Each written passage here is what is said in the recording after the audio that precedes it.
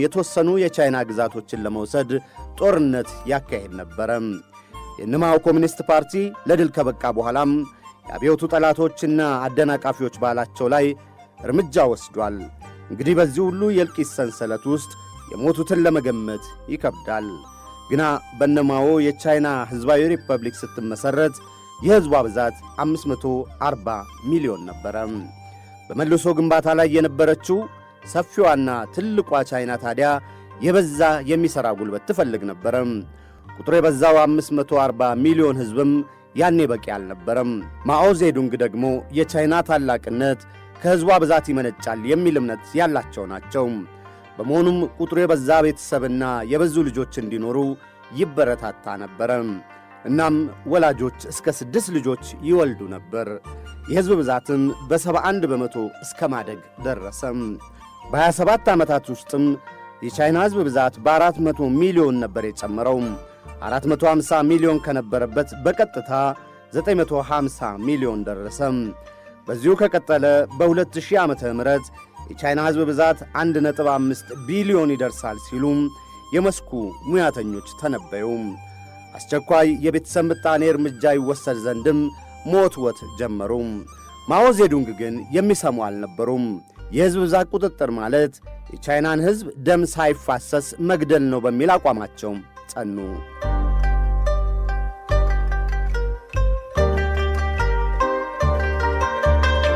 የቻይና የአንድ ልጅ ፖሊሲ የኮሚኒስቱ አገር ዕጸጽ ብቻ ሳይሆን ኃጢአትም ጭምር እየተደረገ በምዕራባውያን ሲዘከዘክ 4 አስርተ ዓመታት ሊሞላው ብዙም አልቀረውም። ምክንያታቸው ደግሞ በተፈጥሮ ለሰው ልጅ የተሰጠው የመውለድ መዋለድ ጸጋ፣ የብዛት ተባዛ የተፈጥሮ መብቱ በምድራዊ ኃይል በመንግሥት ተነጥቋል የሚል ነው። ይህም ፍጹም ሰብአዊነትም ግብረ ገባዊነትም የጎደለው ነው ይላሉ። በሌላው ገጽ ግን የሕዝብ ብዛት ሀብትም መርገምትም ነው በሚለው ሕልዮት መታየት አለበት የሚሉ አሉ። የአንድ አገር ምጣኔ ሀብት ሕዝቡን መሸከም ካልቻለም የሕዝብ ብዛት መርገምት ይሆናል ነው። ከሚሠራው ጥገኛው በዝቶ ድህነቱና ሥራ አጥነቱ ይበረታል፣ ረሃብና ችግርም ይከሰታል። ይህም የሀገር ሰላምን አሳጥቶ የደህንነት አደጋ ያስከትላል ነው አመክኗቸው። በሌላው ገጽ ምጣኔ ሀብቱ ካደገ የሕዝብ ብዛት ሀብት ነው። ምክንያቱም የበዛ የሚሠራ የሰው ኃይል ዕውቀትና ገበያ ያመጣልና። ከዚህ የሕልዮት ትንታኔ መነሻም በ1970ዎቹ የነበረው የቻይና ምጣኔ ሀብት 940 ሚሊዮን የደረሰውን ሕዝብ ሊሸከም የሚችል አልነበረም። በሕዝቡም ላይ ችግር በረታም። የዕለት ምግብም የታጣበት ነበረ። ኬቲ ፓሎክ የተባሉት የሆንግ ኮንግ የሥነ ትምህርት ባለሙያም ወቅቱን እንዲናገራሉ።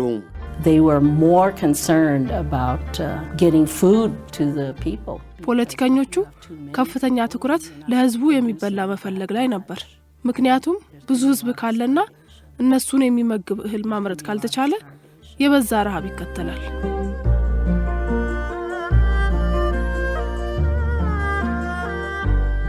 እናም የሕዝቡ ብዛት በከፍተኛ መጠን መጨመሩ ብቻ አልነበረም ችግሩም፣ ከምጣኔ ሀብቱ እድገት ጋር አልተጣጣምም እንጂ። ከሚሠራው የማይሠራው በለጠ። የሥራ አጡ ቁጥርም የበዛም ሆነ። የሕዝቡን ፍላጎት ለማሟላት የተፈጥሮ ሀብትን ያለመጠን መጠቀሙም መንግሥት ገፋበት። ግና እንደታሰበው አልተሳካም። አብዛኛው ሕዝብ የምንዱባን ሕይወት ይገፋ ነበረ። የታሪክ ተመራማሪዋ ኒኮላ ፋጎንዴስ huts and shacks out in the countryside, beekeepers just right next to their beehives. የገጠር ሰዎች በሞቃታማውና ለመኖሪያ በማያመች ቤት ይኖራሉ። የንብ አርቢዎች የሚያርፉት ከቀፏቸው አጠገብ ነው። አርሶ አደሮቹ ሰብላቸውን በአውራ መንገድ ዳር መሃል ላይ አስቀምጠው የሚያጓጉዙባቸውን አውቶቡሶች ይጠብቃሉ።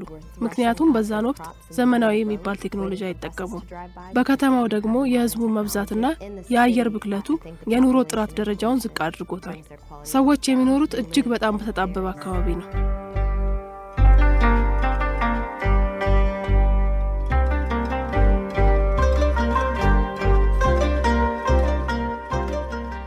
የችግሩ መባባስ ታዲያ የቻይና ኮሚኒስት ፓርቲ መሪዎች የቤተሰብ ምጣኔን ሕዝቡ ይጠቀም ዘንድ ወተወቱ።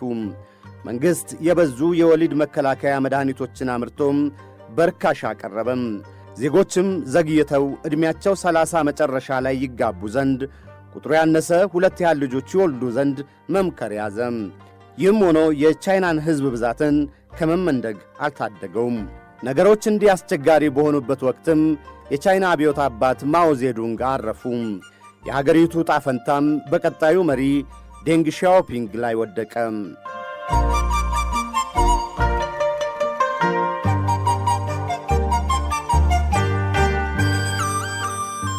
ዛሬ የምትታወቀውን በሀብት የበለጸገችውን በወታደራዊ አቅም የፈረጠመችውን በፖለቲካም የዓለም ኃያላንን የምትገዳደረውን ቻይና የፈጠሩ መሆናቸው ይነገርላቸዋል። ዴንግ ሻኦፒንግ ልታይ የማይሉ ከጀርባ ሆነው ፖለቲካውን የሚዘውሩ፣ ሴራ የሚያቀነባብሩ፣ ጠፉ ሲሏቸው ገነው ብቅ የሚሉ የፖለቲካ ቆማሪ፣ በቀላሉ አይሸነፌ ሲሉም የሚገልጿቸዋሉ። አጭርና ቀጭኑ ዴንግ ሻኦፒንግ ያንን ያህል የሚስብ የመሪ ግርማ ሞገስ የሌላቸው አንደበተ ርቱዕም የሚባሉም አይደሉም። ጓዶች፣ ስለ ጠንካራ ሥራችሁ አመሰግናለሁ።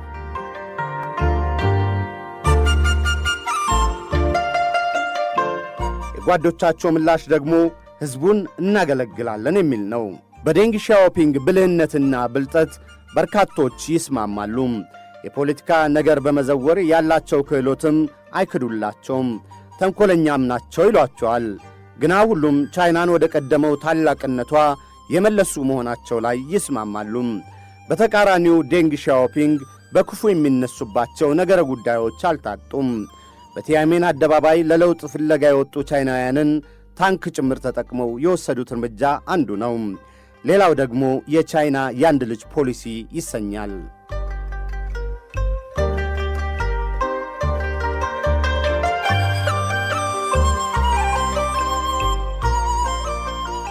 ዴንግ ሻኦፒንግ ደህና ገቢ ካላቸው ቤተሰብ የተወለዱት በ1904 ነው። ወላጆቻቸው የግል መሬት ኖሯቸው የሚያርሱ ነበሩና ይህ ደግሞ በዘመኑ የባላባቶች ወገን እንደመሆን ነው። ይሁንና ቻይና በእንግሊዝ የቅኝ ግዛት የቀደመው ስልጣኔዋ ፈራርሶም ሕዝቧም በከፋ የምንዱባን ሕይወት ውስጥ የሚገፋበት ዘመን ነበረ። ከደህና ቤተሰብ ቢወለዱም የወቅቱን ችግር ኖረው አይተውታል ይላሉ ጋዜጠኛና ደራሲ ክላሬ ሆሊንግደስ። His father was not a rich but a minor landlord, and he'd been educated and obviously had had plenty of food. አባትየው ሀብታም ባይባሉ ትንሽ የመሬት ባላባት ናቸው። የተማሩም ናቸው። በእርግጥም የበዛ እህልም አላቸው። ልጃቸውንም በደንብ አሳድገዋል። ዴንግ በፋብሪካ የሥራ ልምምድ ሲያደርግ ግን ድሃዎች እንዴት እንደሚኖሩ ተመልክቷል። He really saw how the poor live.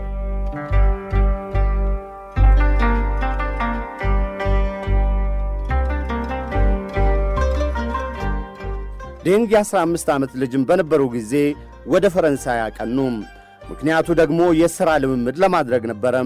በሁለቱ አገራት መካከል በነበረ ስምምነት መሠረት በወቅቱ ወደ ፈረንሳይ ካቀኑ 80 ወጣቶች በዕድሜ ትንሹ ዴንግ ነበሩ።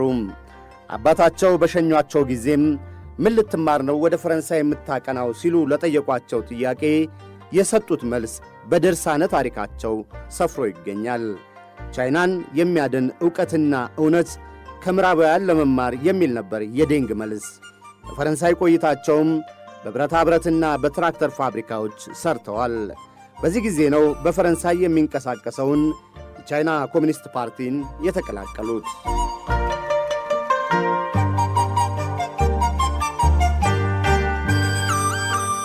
በነማዊ የሚመራው ኮሚኒስት ፓርቲ ከኮሚንታንግ ብሔርተኞች ጋር የሚያደርገውን ትግልም ዴንግ ተቀላቀሉ። በወታደራዊ ማሰልጠኛም የፖለቲካው ክፍል ኃላፊ ለመሆን በቁም። በተለይ የኮሚንታንግ ብሔርተኛ ተዋጊዎችን ወደ ኮሚኒስት ጓድነት በመለወጡ የፖለቲካ ሥራ የተሳካላቸው ሆኑም። ይህም የፖለቲካ የሥልጣን እርከኑን ከፍ ከፍ እንዲሉ አበቃቸው። በአጭር ጊዜም ለኮሚኒስት ፓርቲው የማዕከላዊ ኮሚቴ አባልነት በቁም። ኮሚኒስት ፓርቲው ለድል ያበቃው የታላቁ ሰልፍም አካልና የፕሮፓጋንዳው ዘዋሪ ነበሩ። ሰልፉን ስንጀምር 86,000 ነበርን። ከድሉ መስመር የደረስነው ግን 4,000 ብቻ ነን። ያሸነፍነውም ደግሞ በደማችን ውስጥ በነበረው ጽናትና የአሸናፊነት ተስፋ ነው የሚለው መልእክታቸው በትግሉ ዘመን ሁሉ ይታወሳል። ኮሚኒስት ፓርቲው ለሥልጣን በበቃ ወቅትም በወጣትነት ወደ ሥልጣን ማማ ከመጡት ጥቂቶቹ አንዱ ሆኑ።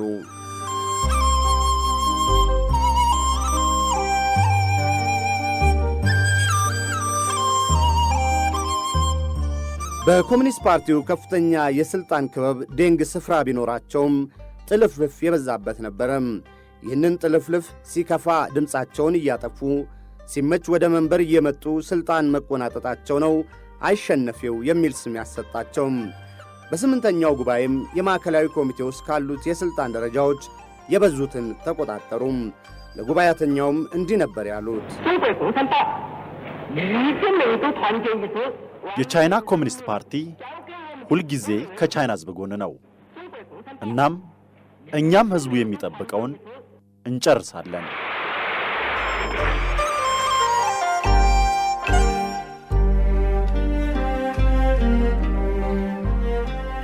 ማኦ ታዲያ ዴንግ ብልህና ብልጣብልጥ በመሆናቸው በጥንቃቄ የሚከታተሏቸው ነበሩ። አንድ ጊዜ እንዲሁም ከቀድሞ ሶቪየት ኅብረታቻቸው ክሩስቼቭ ጋር ሲወያዩ ትንሹ ልጅ ዴንግን አትናቀው ማለታቸው ይነገራል። ማኦ ገበሬዎች በብረት ሥራ ማኅበራት ብቻ እንዲያመርቱና የብረታ ብረት ምርት ከፍ እንዲል ማዘዛቸው የምጣኔ ሀብት ቀውስ አስከተለም። በተለይ ድርቅን በመከሰቱ ሚሊዮን ቻይናውያን ሞቱ። በዚህ ጊዜ ትንሹ ልጅ የተባሉት ዴንግ ናቸው ለመፍትሔ የተፈለጉት። የኅብረት ሥራ ማኅበራትን ማፍረስና የቻይና ገበሬዎች በራሳቸው መሬት እንዲያመርቱ ማድረግ የዴንግ ቀዳሚው እርምጃ ሆነም። ያመረቱትንም በገበያ ይሸጡ ዘንድ ፈቀዱ። በፋብሪካም የበዛ ያመረተ ወዛደር የተሻለ ክፍያ የሚያገኝበትን የማበረታቻ ሥርዓት ዘረጉም። ድመቱ ጥቁርም ይሁን ነጭ ቁም ነገሩ አይጥ መያዙ ነው በሚለው ንግግራቸው ይታወቃሉ። ይሁንና ዴንግ እየታወቁ የበዛ ተቀባይነት እያገኙ መምጣታቸው አልተወደደምና በባህል አብዮት ሰበብ ከሥልጣን ተነስተው ለቁም እስር ተዳረጉ። ከሳቸውም አልፎ ቤተሰቦቻቸውም የበረታ ችግር ደረሰባቸው። አድፍጠው የቆዩት ዴንግ በወዳጃቸው ጠቅላይ ሚኒስትር ጄን ላይ አማካኝነት ወደ ሥልጣን መምጣታቸውን ክላሬ እንደዚህ ያስታውሱታል። He returned unexpectedly to certainly the foreigners there. እሳቸው ባልተጠበቀ ሁኔታ ተመለሱ። ጠቅላይ ሚኒስትር ጄን በታላቁ የሕዝብ አዳራሽ የክብር አቀባበል አደረጉላቸው። በሥነ ሥርዓቱ ላይ ማዩቼን የቀድሞ በእንግሊዝ አምባሳደርና አሁን ምክትል ሚኒስትርና የመንግሥት ምክር ቤት ጸሐፊው እንዲህ አለኝ፣ ዛሬ ምሽት ተመልከቱ፣ ትልቅ ኃይልና ስብዕና ያለውን ትንሹን ሰውዬ ወደ ጠረጴዛው ከፍታ ሲወጣ ታያላችሁ። You'll see a small man with a great deal of energy and personality will be coming to the top table.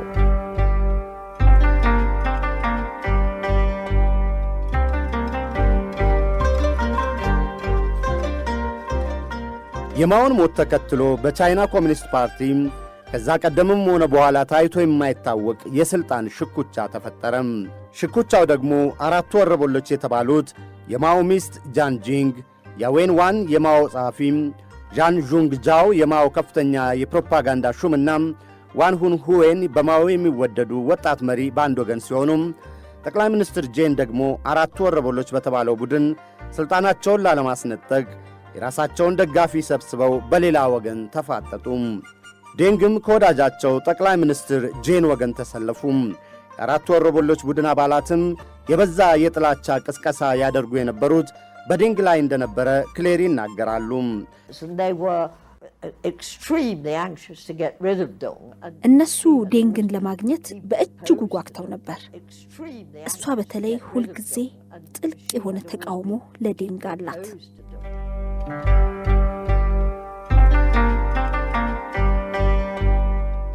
ክሌር እሷ የሚሏት የማኦን ባለቤት ጃንጂንግን ነው። ከጠቅላይ ሚኒስትር ጄን ጎን የነበረው ወታደራዊ አመራርም የአራቱ ወረበላ ቡድኖችን አባላትም በቁጥጥር ሥር አውሎም ለችሎት አቀረባቸው። የቡድኑ አባላትም ድርጊታቸው ትክክል እንደነበረም አጥብቀው ተከራከሩ።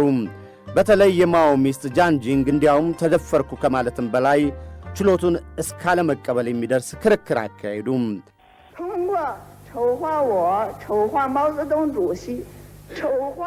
እናንተ እኔን ታላቁን መሪ ማኦዚዱንግን እጅግ ብዙ ሕዝብ የተሳተፈበትን የባህል አብዮት አዋርዳቸዋል። በጦር ግንባር እኔ ብቻ ነበርኩ ከሱ ጋር የቆየሁት። እናንተ የት ነበራችሁ?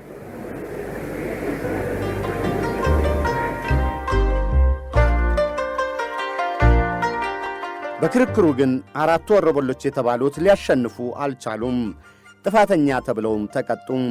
በጠቅላይ ሚኒስትር ጄን የሚመራውን ቡድን በአሸናፊነት ወጣም። ድሉ ከሁሉም የበለጠ አጀግኖ ያወጣው ደግሞ ዴንግን ነው። ምክንያቱም የአራቱ ወሮበሎች የማሸነፊያውን ሴራ ከጠቅላይ ሚኒስትሩ ጀርባ ሆነው የሰሩት እሳቸው ነበሩና የመሪነቱንም ሥልጣን ለመጨበጥ ብዙ ጊዜ አልወሰደባቸውም። ቀዳሚው ሥራቸውም የሶሻሊስት ገበያ ምጣኔ ሀብት የሚሉትን መተግበር ሆነም። ሶሻሊዝምን እንዳለ ሳይሆን ከቻይና የቆየ ማኅበራዊና ባህላዊ እሴት ጋር ሊዛመድ ይገባል ባይ ናቸው ዴንግ። ቻይና ለውጭ ኢንቨስተሮችና ለዓለም ገበያ ክፍት መሆን እንዳለባትም ወሰኑ። ውስንም ቢሆን የግል ሀብትና ፉክክርን ፈቀዱም። አስፈላጊነቱንም በእጅጉ ይሰብኩ ነበረ።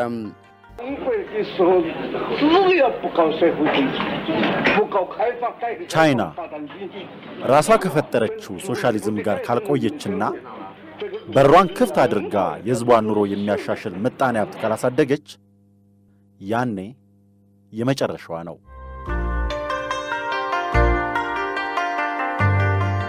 ዴንግ የጀመሩት የሶሻሊስት የገበያ ምጣኔ ሀብት ዛሬ ቻይና ለደረሰችበት እድገት መነሻ እርምጃ እንደሆነ ብዙዎች ይስማማሉ። ለሆንግ ኮንግ መመለስም የተጫወቱት ሚናም እንዲሁም። እጅግ የሚብጠለጠሉት ግን በአንድ ልጅ ፖሊሲያቸው ነው።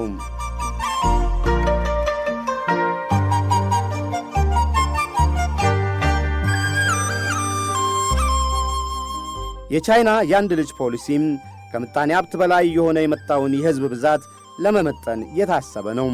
ወላጆች በተለይ በከተማ የሚገኙ አንድ ልጅ ብቻ እንዲወልዱ ያስገድዳል። በገጠርም ሁለት ልጅ መውለድ የሚፈቀደው የመጀመሪያዋ ልጅ ሴት ከሆነች ነው። ሁለተኛውም ልጅ መወለድ የሚፈቀደው ከ5 ዓመት በኋላ ነው። በቻይና ከሚገኙ ዝርያዎች አነስተኛ ብዛት ያላቸው ሁለት ልጅ እንዲወልዱ ይፈቀድላቸዋል። ይህ የቻይና የአንድ ልጅ ፖሊሲ የሕዝቧን ብዛት ለመመጠን በእጅጉ ረድቷል።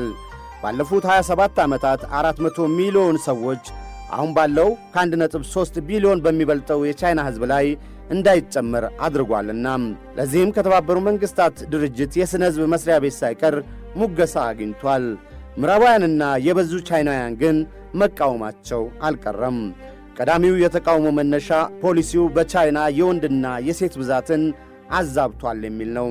በእርግጥ ለዚህ ደግሞ ከቀደመው ጊዜ ጀምሮ በቻይና የቤተሰብን ስም ወርሶ ክብርን የሚያስጠብቅ ወንድ ነው የሚል ባህል መኖሩ ነው ለዚህ መነሻው። የሚወለድ አንድ ልጅ ብቻ በመሆኑ ደግሞ ሁሉም ወንድ ልጅ ብቻ ይወለድለት ዘንድ ፈለገም። እናም ወንዱ በዝቶ የሴቱ ቁጥር አነሰም። ወንዶች ከሴቶች እስከ 30 ሚሊዮን ይበልጣሉ ይላሉ መረጃዎች። ይህም ሚስት ለማግኘት በእጅጉ ችግር እስከ መሆን ደረሰም። በከተማም ሚስት ማግኘት ቢከብድም በገጠር ደግሞ የከፋ ሆነ። እንዲሁም በየቤቱ ትናንሽ ንጉሶች ተፈጥረዋል። የሚወለደው አንድ ልጅ እጅግ የበዛ እንክብካቤ ይደረገለታልና ነው።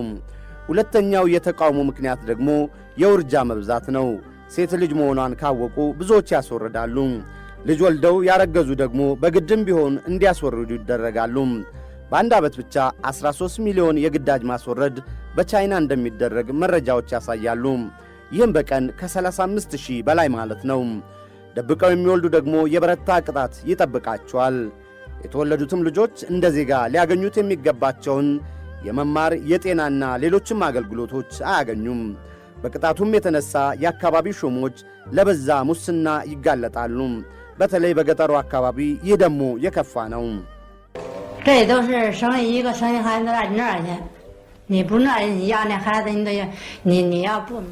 በእርግጥ የመጀመሪያ ልጅ ከወለዱ በኋላ ሰዎች ሁለተኛ ልጅ ለመውለድ ከፈለጉ ገንዘብ የሌላቸው እነሱ ባለስልጣናቱ ቤታቸውን ያፈርሱባቸዋል። ቤትህን ካላፈረሱ ዳግም ዛፍን የፈረስ ጋሪህን ይወስዱብሃል። ገንዘብ ካልሰጣቸውም ራሳቸውን ይሸጧቸዋል።